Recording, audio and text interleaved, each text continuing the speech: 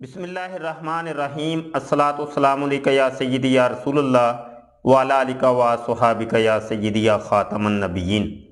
محترم دوستو، آج سے ہم پیر مہر علی شاہ رحمۃ اللہ تعالی علیہ کی شہرۂ آفاق تصنیف سیف چشتیائی کا درس شروع کر رہے ہیں۔ یہ کتاب اپنی اہمیت کی بہت حامل ہے اور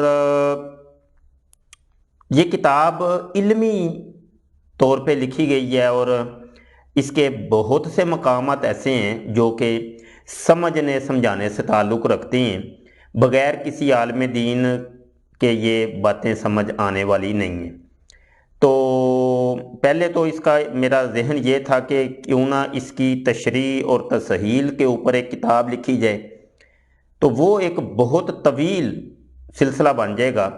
تو بہتر طریقہ مجھے یہ لگا کہ اس کو ویڈیوز کی صورت میں تھوڑا تھوڑا کر کے جو اس کے مشکل مقامات ہیں وہ سمجھائے جائیں، اور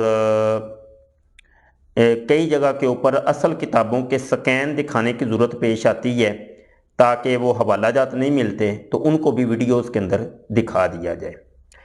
ہم شروع کرتے ہیں یہاں پر ابتدا کے اندر ہی یہ کتاب۔ اچھا، یہاں پر میں ایک بات آپ کو بتا دوں، یہ نیٹ کے اوپر بھی آپ کو مل جائے گی، چونکہ سیف چشتیائی کے بہت سے نسخے رکھے ہوئے ہیں۔ میرے پاس یہ نسخہ ہے جناب تاریخ اشاعت 2017 اور مکتبہ مہریہ گولڑا شریف اسلام آباد کی یہ چھپی ہوئی ہے۔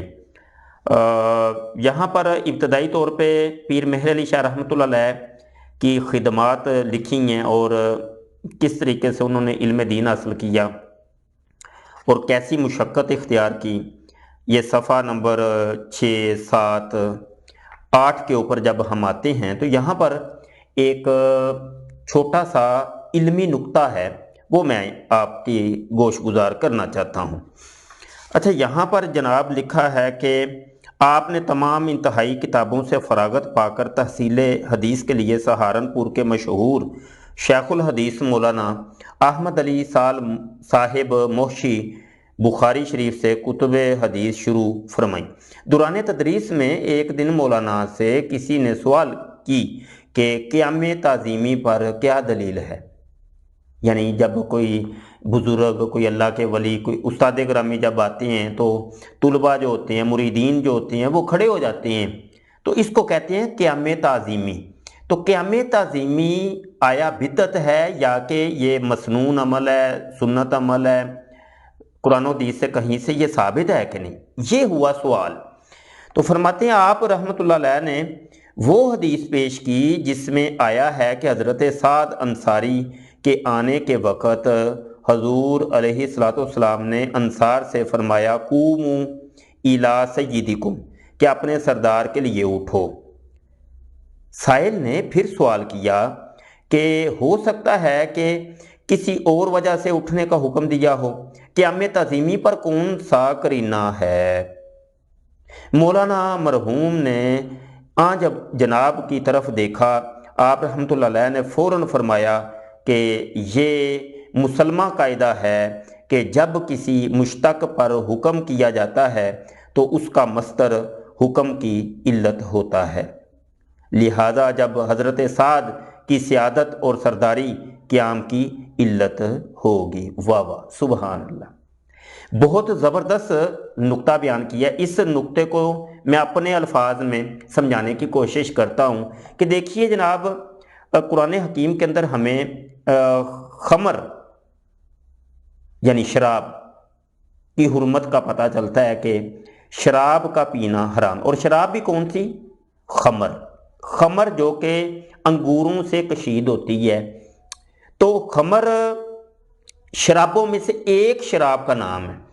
اب ہوا یہ کہ جناب موجودہ دور کے اندر کئی شرابیں آپ کو ملتی ہیں، وسکی ہے، برانڈی ہے، اور بڑی پورٹ ہے، وائن ہے، ٹانک وائن ہے، ریم ہے، بہت سی شرابیں۔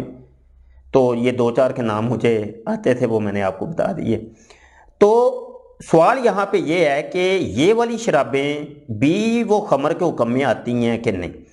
اب علماء کرام نے یہاں پہ مسئلہ، وہ یہ مسئلہ ہے جو پیر مہر علی شاہ رحمۃ اللہ تعالی علیہ نے جناب ایک مناظرے کی دلیل بنایا وہ یہ ہے کہ جناب اس کی علت کو تلاش کیا گیا کہ کس علت کی بنا پر اس پانی کو، یعنی خمر ایک پانی ہوتا ہے تو اس کو حرام کہا گیا۔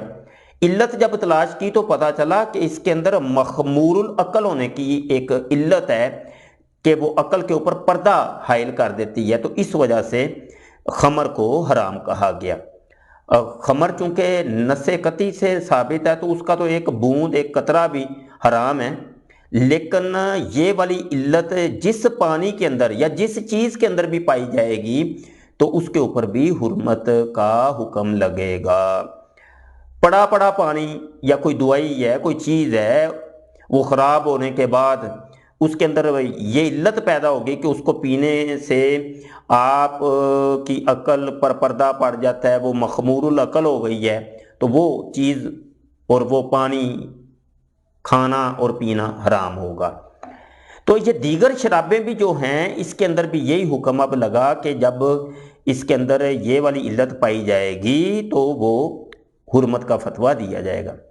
یہی حکم پان کا بھی ہے، نسوار ہے، جب تک یہ مخمور العقل نہیں ہوں گی اس کے اندر حرمت کا حکم نہیں دیا جائے گا، اس سے پہلے پہلے اس کے جواز کا حکم دیا جائے گا۔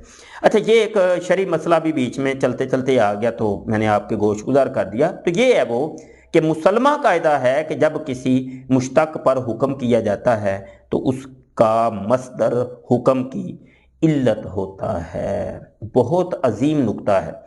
آگے فرماتے ہیں کہ لہذا یہاں حضرت سعد کی سیادت اور سرداری قیام کی علت ہوگی، جس سے صاف معلوم ہوتا ہے کہ حضور صلی اللہ علیہ وسلم کا مقصد حضرت سعد کی تعظیم کرانا تھا۔ اللہ اکبر۔ یہاں سے یہ بھی پتہ چل گیا کہ اولیاء اللہ جن کو بابے کہتے ہیں، بابا جی، تو بابا جی کی جو عزت ہوتی ہے، احترام ہوتی ہے، یہ قرآن و سنت سے یہ ثابت ہے، اور یہ بڑی عزت کا کام ہے اور بڑی برکات ہیں اس کے اندر۔ آپ رحمۃ اللہ علیہ کی اس طرز استدلال کو سن کر سائل خاموش ہو گیا۔ آپ دیکھ سکتے ہیں کہ حضور پیر مہر علی شاہ رحمۃ اللہ تعالی علیہ دوران تعلیم ہی وہ ایک عظیم مناظر تھے، حالانکہ پڑھنے کے لیے گئے تھے، تو سوال بھی وہ استاد سے ہو رہا ہے تو جواب آپ دے رہے ہیں۔ اس طرز استدلال کو سن کر سائل خاموش ہو گیا اور شیخ الحدیث بہت ہی خوش ہوئے، یعنی آپ کے استاد صاحب جو تھے۔ چونکہ مولانا آپ کا سلسلہ اساتذہ 3 واسطوں سے حضرت شاہ ولی اللہ رحمۃ اللہ تعالی علیہ تک پہنچتا تھا۔ آپ نہ دیوبندی تھے اور نہ ہی آپ رحمۃ اللہ علیہ کے اساتذہ میں کوئی دیوبندی ہے۔ حلقہ درس میں اہل حدیث طبقہ کافی ہوتا تھا، اس لیے مسائل اختلافیہ پر بارہا گفتگو ہو جاتی تھی۔ جناب رحمۃ اللہ علیہ انہیں ایسے دندان شکن جواب دیتے کہ پھر اعتراض کی گنجائش باقی نہ رہ جاتی۔ ان کمالات کو دیکھ کر ایک دن مولانا نے آپ کی اپنے مقام پر دعوت فرمائی اور بعد فراغت سند حدیث لکھ کر فرمایا کہ آپ رحمۃ اللہ علیہ کو زیادہ پڑھنے کی ضرورت نہیں، اپنے وطن تشریف لے جائیں اور خلق خدا کو مستفیض فرمائیے۔ چنانچہ آپ رحمۃ اللہ علیہ 1877 میں تقریباً 20-21 سال کی عمر میں علوم متداولہ سے فارغ ہو کر مراجعت فرمائے وطن ہوئے اور اپنے آبائی قصبہ گولڑا شریف میں کافی خلق خدا کو علم و عرفان کی نعمت سے مالا مال فرمایا۔ یہ آپ نے سن لیا کہ ہمارے بابوں کو، ہمارے بزرگوں کو، اولیاء اللہ کو اللہ پاک نے کتنی ذہانت دی ہوئی تھی۔ علم یہ سب کچھ علم کی بدولت۔ تو یہاں سے یہ بھی پتہ چلا کہ ہمارے بابے بزرگ اولیاء اللہ جو ہوتے تھے وہ کتنے بڑے عالم فاضل ہوتے تھے۔ اور آپ تاریخ اٹھا کر دیکھ لیجئے، یہ صرف پیر مہر علی شاہ رحمۃ اللہ علیہ نہیں، آپ حضور داتا صاحب گنج بخش علی حجویری، خواجہ معین الدین چشتی اجمیری، حضور با یزید بستامی رحمہ اللہ اور دیگر جنید بغدادی ہیں۔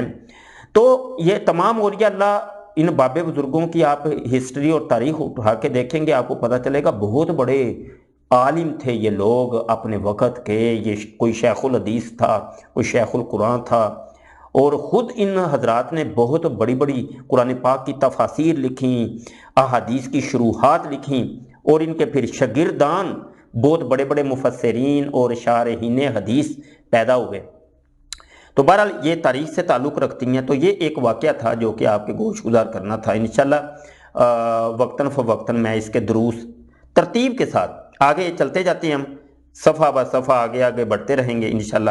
جو مشکل مقامات ہیں، جو قابل توجہ ہیں، ان کی میں انشاءاللہ تعالی تشریحات یہاں جو میرے علم ناقص علم میں ہے وہ آپ کے گوش گزار کرتا رہوں گا۔